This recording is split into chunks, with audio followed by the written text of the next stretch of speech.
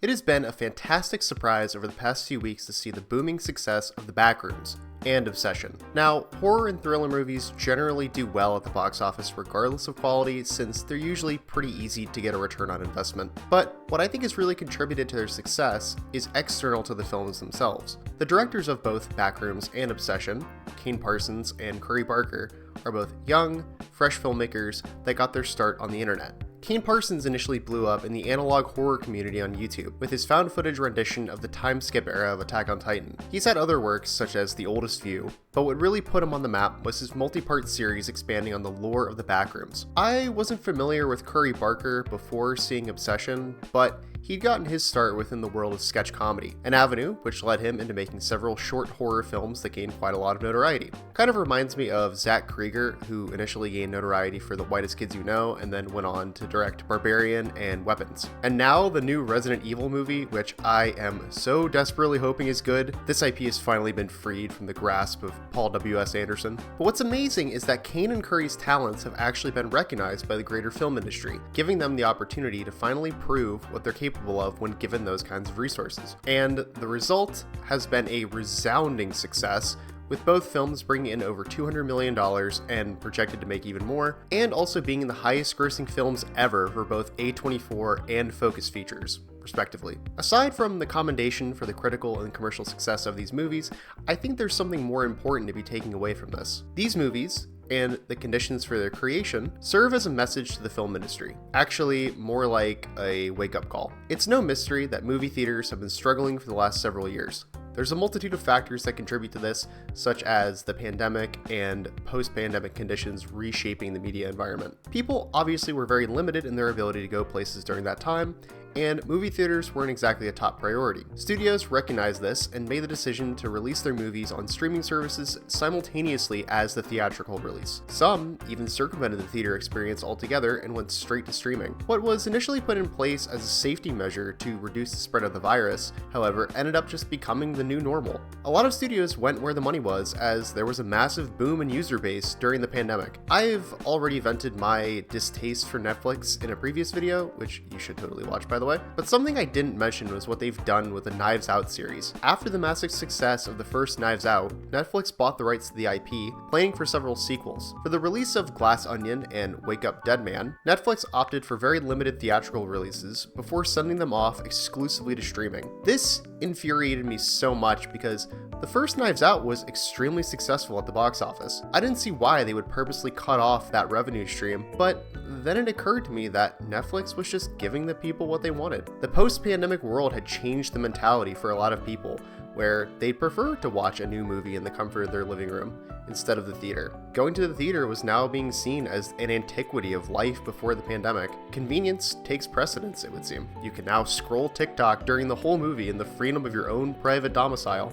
And it was this shift that coincided with another factor that has been hurting theaters, that being just general fatigue. The 2010s saw an unprecedented level of box office success for a wide variety of franchises. This was a time where we were seeing the newest Marvel, Star Wars, and Disney films casually bringing in over $1 billion in revenue. But those levels of success created a problem. You couldn't just make a movie anymore. You had to make a movie that was going to make $1 billion. This especially coincided with the increasingly ballooning budgets of a lot of these movies. Movies had begun to become so expensive that it didn't matter if you brought in $400 million. If your film cost $300 million to make, then by all accounts, it was a flop. The mid-budget film had basically been cannibalized, not being able to survive in a market permeated with the likes of the Lion King live-action remake. The risk of failure just ends up being too great, so studios opt for things that they know will safely make them money, which has given rise to the oversaturation of the superhero genre and endless remakes. Marvel's output has been less than stellar post-Endgame, and the DC Cinematic Universe is 6 feet under. Instead of letting the series rest after what was largely the narrative endpoint for a lot of these characters, Marvel couldn't help themselves and continued to pump out increasingly expensive and lackluster projects. With some exceptions, of course. I did like Guardians of the Galaxy 3.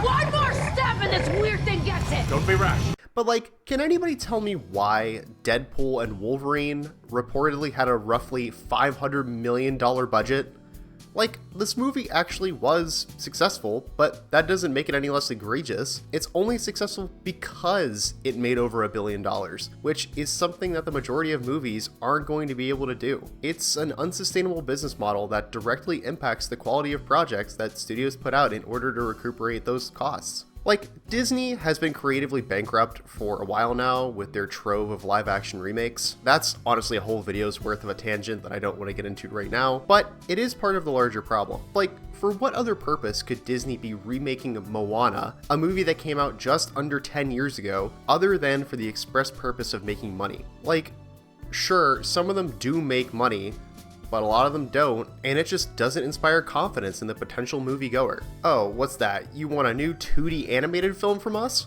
Okay, here's The Rock in the Moana remake, who somehow looks uncanny even though this is him in real life. Probably the biggest example of franchise fatigue right now is The Mandalorian and Grogu. This is the first Star Wars movie in roughly 7 years, and it's just barely made back its budget. A far cry from the likes of even The Last Jedi. I can think of no other reason for why this is the case than people just being burnt out on Star Wars. The quality of the films and shows during the Disney era has also been a contributing point of contention, but they've just been pumping out lackluster content that has made people lose interest. It doesn't feel special because, aside from Andor, their output has been bland and uninteresting rehashes of old characters and ideas that people have seen before. The writing was honestly on the wall as far back as the Han Solo movie, which also financially underperformed.